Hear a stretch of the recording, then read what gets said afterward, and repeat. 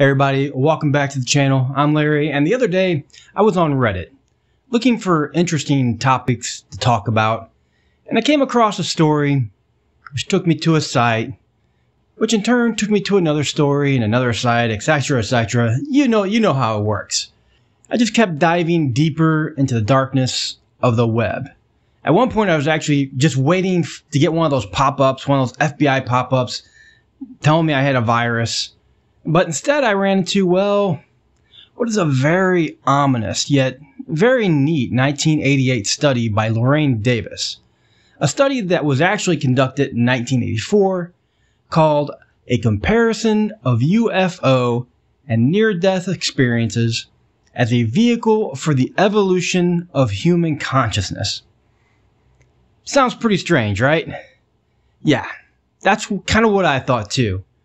We all hear many UFOologists today saying that word, consciousness. And that somehow this is all connected to a higher state of consciousness. Now I'm not going to dive real deep into this theory today as I have limited time to do so. I would have to go through 18 pages of mathematical jargon and percentages. But I can say this study compares unidentified flying object experiencers to near-death experiencers in regard to how it changes their life, their attitudes towards oneself, toward religious or spiritual orientation, and towards psychic abilities and beliefs.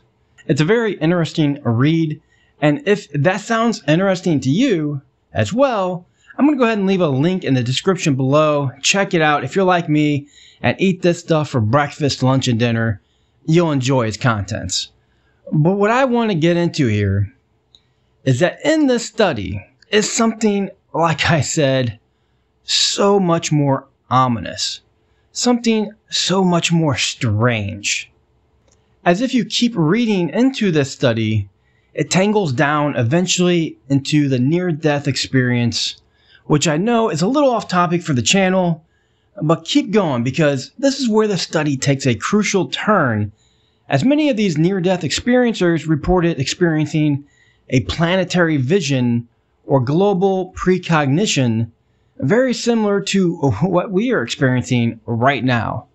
And he found that many respondents, particularly in those who reported more profound near-death experiences and had encountered a being of some sort, described a common vision of the world's near future that's summarized as the following.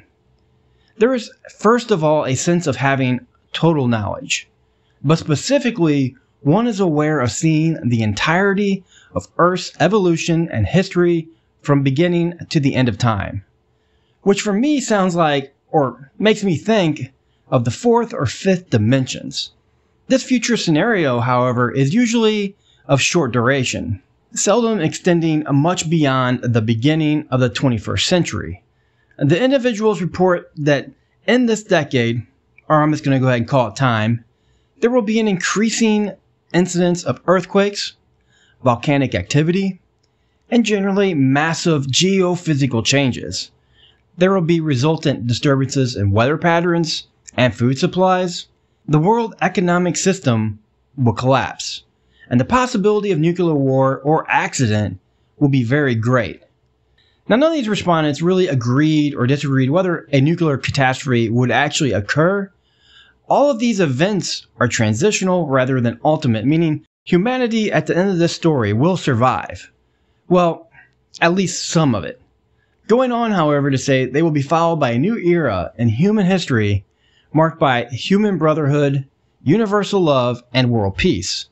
Though many will die, the earth will live, like I said. While agreeing that the dates here are not fixed, most individuals that were taking this study felt that it was likely to take place during the 1980s, which obviously it didn't, but it's just so close to what's going on right now. Based on these visions, respondents chose the most likely of 10 different future scenarios, ranging from improvement in world conditions to massive deterioration. 3 of those 10 choices are consistent with parts of the prototypical vision quoted just above here, and 33% of the sample of the near-death experiencers endorsed those 3 catastrophic scenarios. But it even goes on a little further into what I call the human consciousness state of it, which is analyzing stages 3 and 4, which I call the tunnel of light. And these extraordinary phenomena represent a shift in the levels of consciousness. When consciousness begins to function independent of the physical body, it becomes capable of the awareness of another dimension. And let us say here, for the ease of reference, and we'll just simply call it the fourth dimension. Most of us most of the time function in the three-dimensional world of ordinary sensory reality. According to the interpretations I am offering, this reality is grounded in a body-shaped consciousness. When one quits the body either at death or voluntarily, as some individuals apparently have learned to do, then one's consciousness is then free to explore the fourth dimensional world.